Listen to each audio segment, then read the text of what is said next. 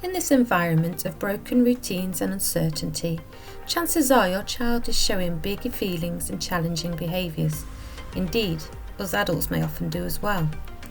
At this time, many of you will be juggling homeschooling with the demands of working either part-time or full-time. This podcast aims to outline some ways in which you can support not only your child, but also yourself at this very challenging time. If you're a parent suddenly trying to balance remote working and homeschooling, your household might look a little bit like mine right now. Trying to attend to work demands and also toggling back and forth between helping my child get set up on Zoom, make sure they're understanding learning tasks, as well as answering a raft of questions on Oliver Twist. It can all feel a bit too much. I've come to realise in these past few weeks that being super productive with my work and giving full attention to homeschooling my child is not possible right now. Turns out being a parent, teacher and CAMHS practitioner are three very different jobs that cannot all be done well at the same time. Spending time wishing things were otherwise though is an exercise in frustration. And since research shows that acceptance is an important trait in positive well-being, here are a few mantras which have helped to keep me on track and help decrease my stress. Try to think about, I'm not homeschooling, I'm doing my best to help my child learn at home during a crisis. Or, I'm not working from home, I'm doing my best to work at home during a crisis. Also, I cannot be as productive as normal because these are not normal times. I will focus on what I can accomplish in just the next 24 hours and let go of what I cannot accomplish right now. Ensuring we keep a balanced, accepting view of the current situation is a good start to improving our coping. Other important elements are routines, rewards, acknowledging emotions, and self-care. There's good reason to keep a routine. A definite start and end to the school day with consistent break times. For adults, kids alike, routine and predictability are calming during times of stress. If you've tried to set a timetable and your children are resisting it, it's important to remember some flexibility and of course a timetable that suits everybody's needs and requirements. Writing task boards or lists, if only for the sole purpose of ticking the tasks off when completed, can give a great amount of positive reinforcement for children and adults alike. Rewards work brilliantly. Daily expectations alongside juggling various demands can get to overwhelming proportions and over time can feel like a bind.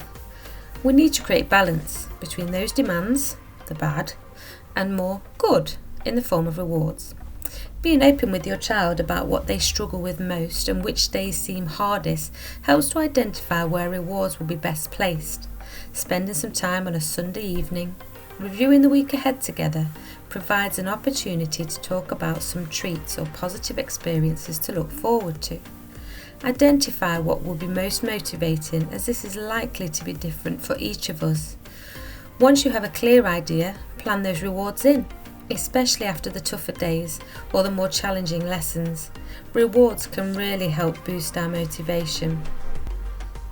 When our children are experiencing big feelings, they may communicate them through behaviour. If your child is melting down over something that seems small to you, it may be a sign they are overwhelmed or just flooded with emotion. None of us have access to our thinking and reasoning skills when we're flooded with emotions. The remedy here is empathy. Empathy can calm the nervous system and re-engage the thinking and reasoning side of the brain. When your child is in the middle of a meltdown, it will be helpful to give yourself a reminder through positive mantras such as, "My child is not giving me a hard time, they are having a hard time," or "Behaviour is communication, and my child is clearly communicating to me that they need some support." The most important skill you can teach is how to manage big feelings when under stress. Here are some techniques that may be helpful in teaching critical emotion regulation skills. When your child is calm and reasonably open and explorative, look at a range of calming strategies. before your child needs them. Keep these somewhere central and visible for quick reference when things get tricky. Develop understanding between yourself and your child about when is most effective, when's the best time to start using these before small wobbles become big meltdowns. A range of strategies can be such as sensory strategies, something soothing and calming, playing with a range of materials, or squishing some Play-Doh or a stress ball, also jumping on a trampoline or running up and down or twirling around in circles, rocking back and forth. Singing or dancing is also a really good coping strategy. Distraction is also incredibly helpful, distracting ourselves with something much more enjoyable to help us reduce stress and let our nervous system calm down too. You could also engage in connection boosting activities such as reading together, sharing stories, cooking or going for a walk, or watching something together. Being playful with your child will help boost that connection between you both, therefore helping your child mediate the stress in their lives, as they will feel fully and truly supported by you, the significant adult in their life.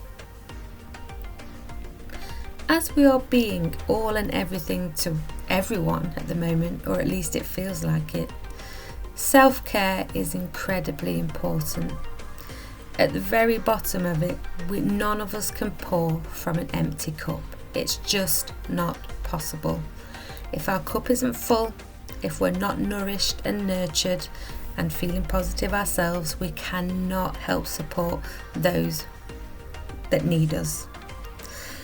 So if you ensure a calm, relaxed state within yourself, you'll be able to model stress management to your child.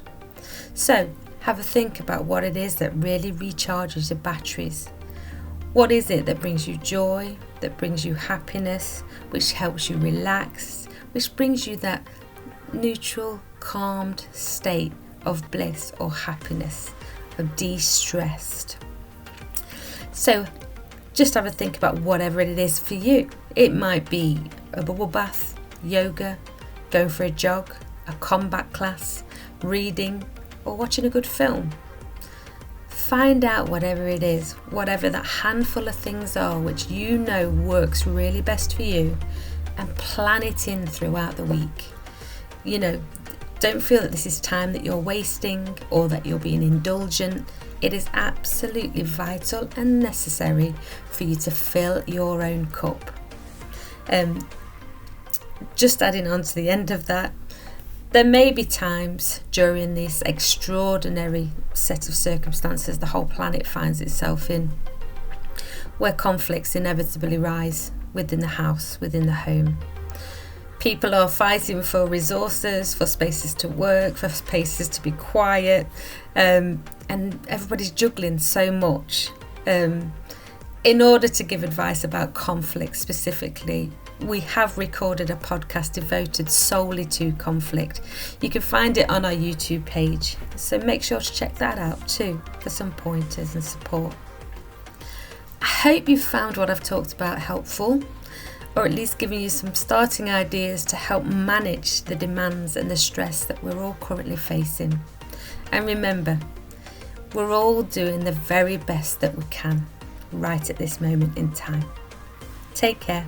Goodbye.